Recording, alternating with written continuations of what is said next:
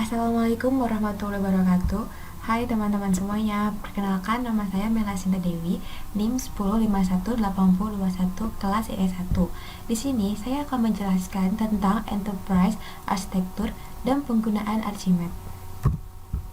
Apa itu enterprise arsitektur? Enterprise arsitektur merupakan cara untuk menggambarkan model operasional enterprise yang mencakup aspek perencanaan bisnis, otomasi, hingga infrastruktur teknologi informasi pendukungnya. Menurut Oswald, enterprise arsitektur merupakan deskripsi dari bisnis stakeholder yang di dalamnya termasuk informasi, fungsionalitas atau kegunaan, lokasi organisasi, dan parameter kinerja. Arsitektur enterprise menggambarkan rencana untuk mengembangkan sebuah sistem atau sekumpulan sistem. Menurut Farize, enterprise arsitektur merupakan suatu pendekatan logis konferensi dan holistik untuk merancang dan mengimplementasikan sistem dan komponen sistem secara bersama-sama yang meliputi suatu infrastruktur manajemen informasi atau teknologi. Menurut California Department of Technology, enterprise arsitektur adalah sebuah aset dengan informasi strategis yang mendefinisikan bisnis, informasi yang diperlukan untuk mengoperasikan bisnis, teknologi yang penting untuk mendukung kebutuhan bisnis, dan proses transisi yang penting untuk mengimplementasikan teknologi baru sebagai respon terhadap kebutuhan bisnis yang berubah.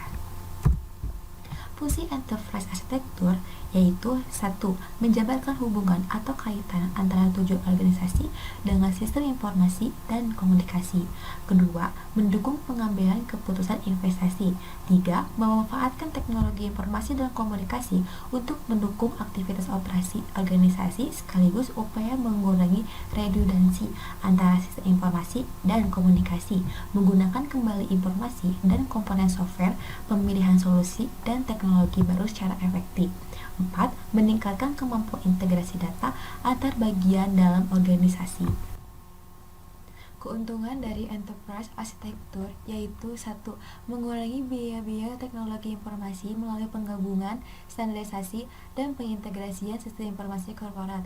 2. Meningkatkan responsif teknologi informasi melalui penggunaan kembali komponen-komponen yang sudah matang. 3. Mengurangi resiko dan memenuhi keperluan akan peraturan dengan sistem informasi yang digunakan saat ini. 4. Meningkatkan penyampaian nilai tambah dengan mempertinggi kepuasan manajerial dan membantu pembuatan keputusan. 5. Memungkinkan tujuan-tujuan strategis bisnis melalui keunggulan operasional yang lebih baik, hubungan dengan pelanggan yang baik, serta kepemimpinan produk. Nah, di sini framework yang akan saya jelaskan ada 3, Jakman, TOGAF, dan SOA. Nah, apa itu Jakman? Jakman Framework adalah suatu kerangka kerja yang dibuat untuk mendapatkan arsitektur perusahaan secara meluas. Kerangka Jakman sederhana dan bersifat logis yang dapat membantu mengelola informasi infrastruktur dari suatu perusahaan. Kerangka Jakman memiliki 6 perspektif. 1. Planner atau perencana, menetapkan objek dalam pembahasan latar belakang, lingkup, dan tujuan enterprise. 2. Owner atau pemilik, penerima atau pemakai produk atau jasa akhir dari enterprise. 3. Desainer atau perancang, perantara antara apa saja yang diinginkan pemilik dan apa yang dapat dicapai secara teknis dan fisik. 4. Builder atau pembangun, pengawas atau pengatur dalam menghasilkan produk atau jasa akhir. 5. Subkontraktor, bertanggung jawab membangun dan merakit bagian-bagian dari produk atau jasa akhir. 6. Pengguna, menghasilkan modal fungsionalisasi enterprise. Dan ini adalah contoh gambar dari Jakman. Kelebihan dan kekurangan Jakman. Kelebihannya yaitu 1. Jakman Framework merupakan standar secara de facto untuk mengklasifikasikan artefak arsitektur enterprise. 2. Struktur logikal untuk analisis dan presentasi artefak dari satu perspektif manajemen. 3. Jakman Framework menggambarkan secara paralel baik dari sisi engineering yang sudah sangat dimengerti maupun paradigma konstruksi. 4. Jakman Framework dikenal secara luas sebagai tool manajemen untuk memeriksa kelengkapan arsitektur dan maturity level. Kekurangannya yaitu 1. Tidak ada proses untuk tahap implementasi. 2. Sulit untuk diimplementasikan secara keseluruhan. 3. Tidak ada contoh maupun checklist yang siap secara utuh. 4. Perluasan coverage, sel-sel tidak jelas. The Open Group Architecture Framework atau TOGAF. TOGAF merupakan sebuah framework untuk arsitektur enterprise di mana menyediakan pendekatan secara komprehensif untuk mendesain, merencanakan, mengimplementasi, dan melakukan kontrol dengan otoritas pada sebuah informasi arsitektur enterprise. Komponen utama TOGAF. 1. Arsitektur Capability Framework yang berurusan dengan organisasi, proses, skill, peran, dan tanggung jawab yang diperlukan untuk memulai dan mengoperasikan fungsi arsitektur dalam enterprise. 2. Arsitektur Development Method (ADM) yang menyediakan way of working bagi arsitek dan dianggap sebagai inti dari TOGAF. 3. Arsitektur Content Framework yang mempertimbangkan keseluruhan arsitektur enterprise yang tersusun atas 4 arsitektur yang saling berkaitan: bisnis arsitektur, data arsitektur, application arsitektur, dan teknologi arsitektur. Dan ini adalah contoh gambar dari TOGAF. Kelebihan dan kekurangan TOGAF. Kelebihannya yaitu 1. Sifatnya fleksibel dan bersifat open source. 2. Sistematis. 3. Fokus pada siklus implementasi ADM dan proses. 4. Kaya akan area teknis arsitektur. 5. Resource base, menyediakan banyak materi referensi. 6. Karena melibatkan banyak pihak, terutama industri, di TOGAF banyak memberikan best practice atau kejadian real di dunia nyata. Nah, kekurangannya: 1. Tidak ada template standar untuk seluruh domain, misalnya membuat block diagram. 2. Tidak ada artefak yang dapat digunakan ulang, ready made.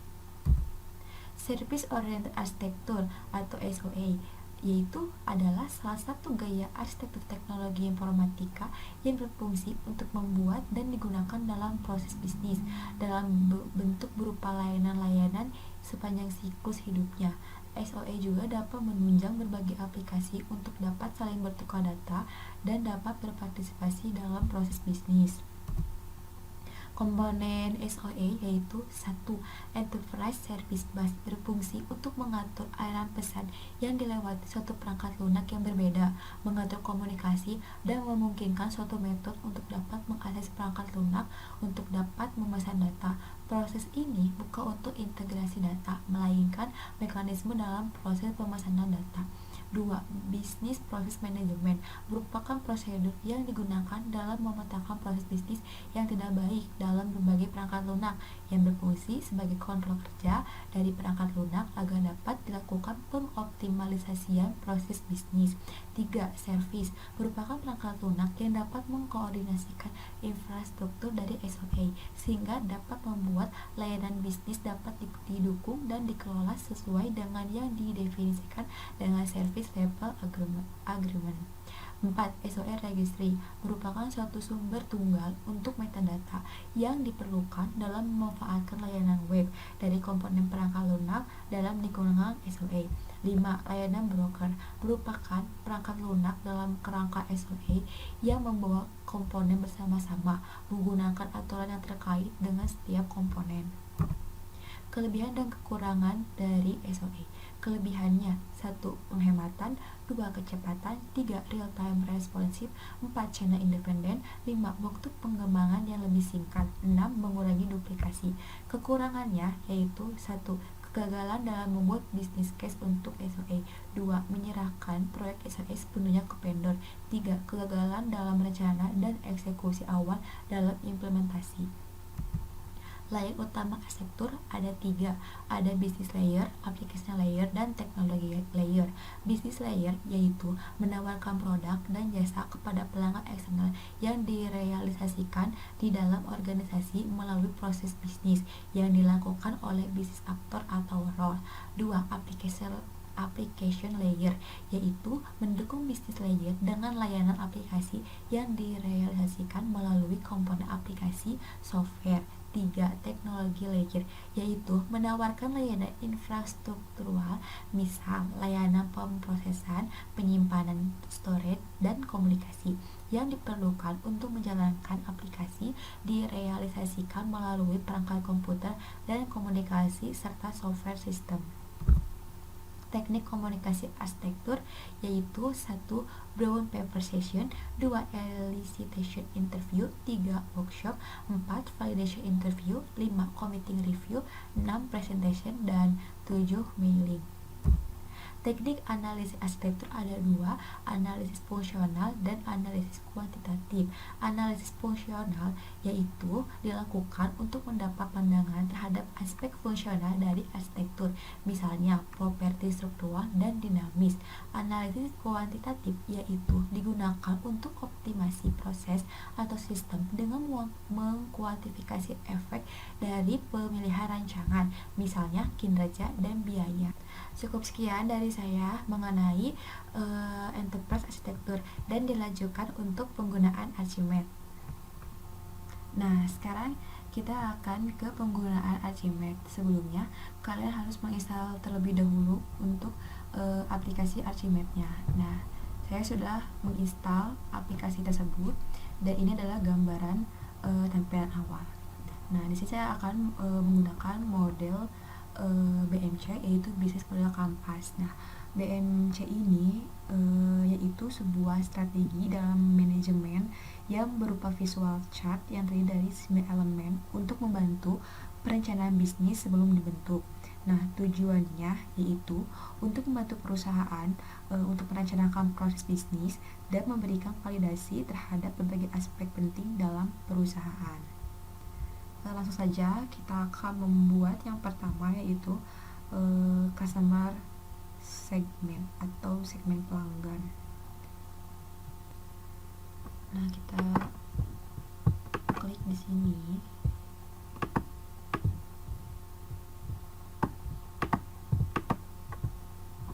Di sini kita akan tulis dengan CS atau customer segment.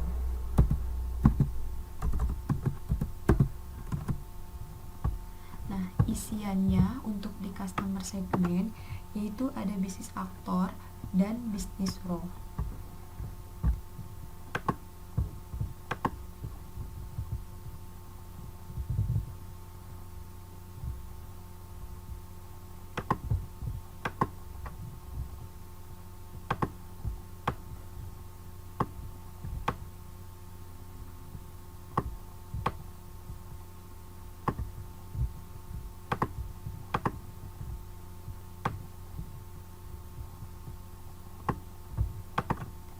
Nah, selanjutnya untuk yang kedua yaitu value proposition.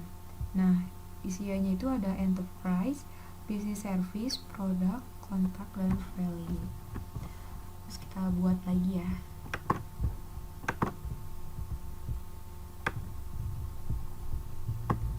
Nah, untuk di sini kita tulis dengan VV atau value proposition.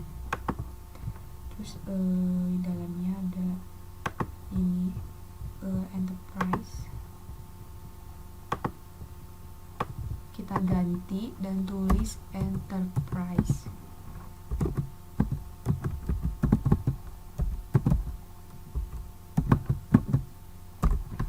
Selanjutnya ke business service.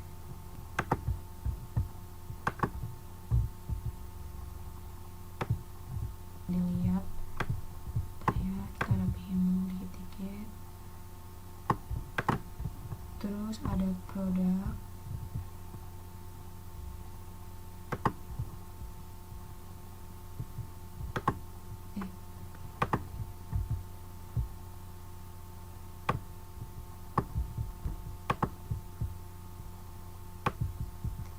terus ke kontak.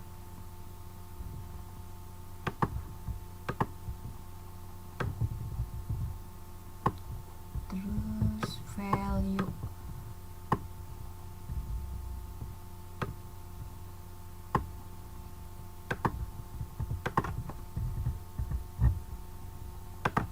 Terus di CS ini merupakan segmen pelanggan yang mana akan menjadi target bisnis. Nah, ini tuh penting untuk melanjutkan strategi bisnis selanjutnya. Tanpa elemen ini bisa dikatakan perusahaan tidak memiliki tujuan yang dituju. Nah, untuk value proposition ini merupakan daya tarik atau nilai apa yang akan ditawarkan dalam bisnis Anda atau usaha Anda setelah menentukan pasar atau elemen pelanggan dari elemen pertama tersebut. Nah, sekarang kita yang ketiga, yaitu yang ketiga itu channel. Nah, di channel ini adalah pendapatan. Nah, di pendapatan ini digunakan dalam mempromosikan brand atau merek produk pada pelanggan. Penggunaan channel yang tepat dapat membentuk branding dari produk Anda agar memiliki kesan lebih positif ketimbang brand lain. Terus selain itu, selanjutnya dari channel ke CR atau customer relationship atau hubungan konsumen. Nah, di hubungan konsumen ini salah satu elemen juga yang wajib diperhatikan karena alasannya pelanggan wajib atau diperhatikan secara intensif agar tidak berpaling ke bisnis lainnya hanya karena hubungan yang kurang baik. Nah, sekarang kita akan bikin untuk yang ketiga itu channel. Kita ganti di sini jadi CH. Nah, elemennya di channel tersebut yaitu ada business collaboration dan distributor.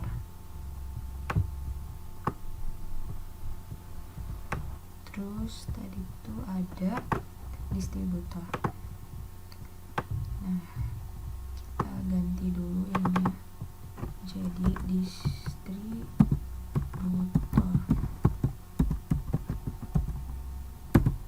Oke, terus selanjutnya yang keempat tadi itu ada CR atau customer relationship.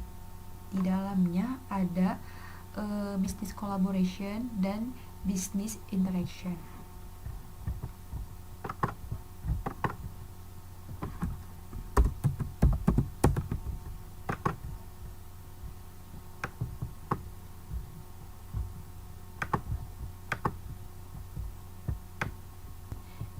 Kita rapi-rapiin dulu aja ya biar rapi juga. Ini sudah terbentuk. Nah, terus selanjutnya kita yang ke berapa ya? 1, 2, 3, 4. Nah, berarti yang kelima. Nah, untuk kelima di sini yaitu ada KP atau yang disebut dengan key partner. Nah, apa sih key partner itu? Di sini ada penjelasannya itu yang berarti kerjasama. Nah, di elemen ini ditujukan untuk pengorganisasian aliran barang atau lain-lainnya. Elemen ini berhubungan dengan key activities yang mana juga terkadang membutuhkan pihak lain dalam menyelesaikan kegiatan produksinya. Terus yang keenam juga ada KA atau key activities, aktivitas yang dijalankan. Nah, di elemen ini yaitu semua kegiatan yang berhubungan dengan produktivitas dari produk kegiatan utama suatu perusahaan atau usaha.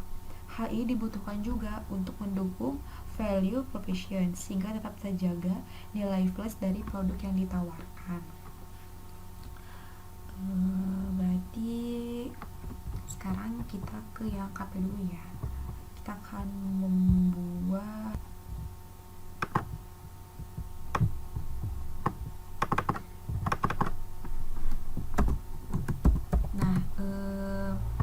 isinya apa untuk KP? Di sini ada bisnis aktor, bisnis collaboration, distributor, bisnis role, dan bisnis interaction.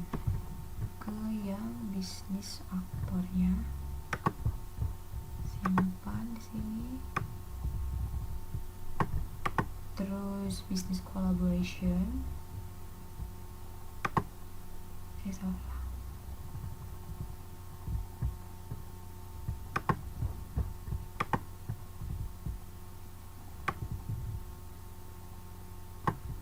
Selanjutnya ke distributor.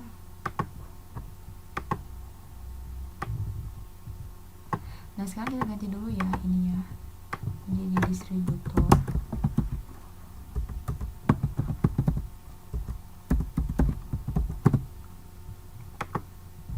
Selanjutnya ke business role.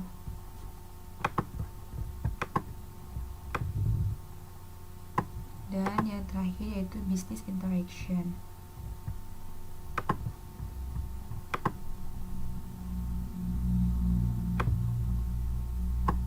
Nah, sudah jadi.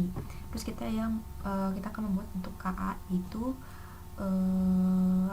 di elemen KA ini tuh key activities ya, ada business function.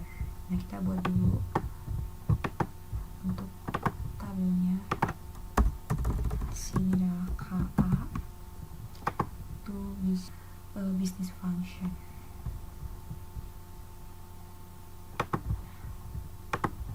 Oke, sudah jadi untuk KA nya. Selanjutnya untuk elemen yang ketujuh. Di elemen ketujuhnya ada KR atau key resource, sumber daya. Nah, di key resource ini merupakan sumber daya yang sebaiknya direncanakan dan juga dimiliki oleh usaha atau bisnis. Key resource ini diwujudkan untuk menunjang value profession suatu usaha atau bisnis. Key resource, sumber daya.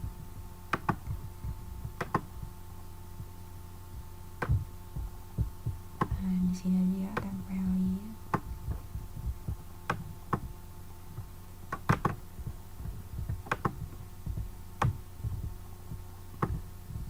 Nah, di sini kita ubah ya.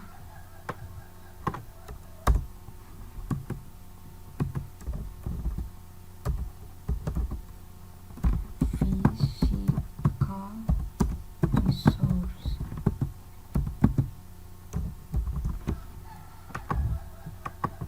Terus selanjutnya kita copy aja. Di sini tuh yang tadi ada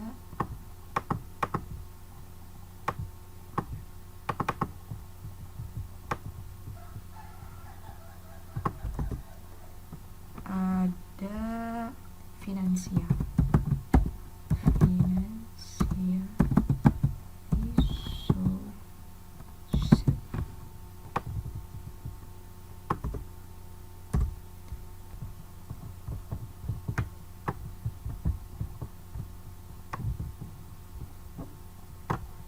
Ke elemen 9 yaitu customer cost structure. Nah, di cost structure-nya atau struktur biaya merupakan komposisi dari semua biaya yang dibutuhkan untuk mengoperasikan bisnis model serta menciptakan value proposition yang dapat diberikan pada konsumen. Elemen ini penting agar Anda juga mendapatkan revenue stream untuk bisnis Anda. Nah, yang ke-9 ada RS, itu revenue stream, sumber pendapatan. Nah, elemen ini juga merupakan elemen yang terpenting karena pendapatan yang diperoleh dari usaha atau bisnis dalam jangka waktu tertentu. Nah, kita dalam membuka usaha itu mendapatkan keuntungan. Jelas elemen ini penting dan sangat diperhatikan. Itu CS Nah, ini untuk note-nya itu. Nah, ini sudah. Sekarang kita ke yang terakhir, yaitu RS atau revenue stream.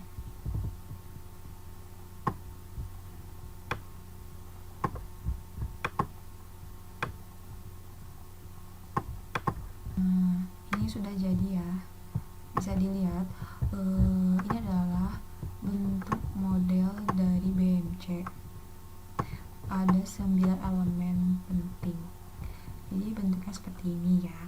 Terus BMC ini memiliki keuntungan untuk sebuah perusahaan, yaitu 1. Lebih terfokus, 2. Diskusi bisnis yang lebih efisien dan teratur, 3. Dapat mengetahui umpan balik dari konsumen, 4.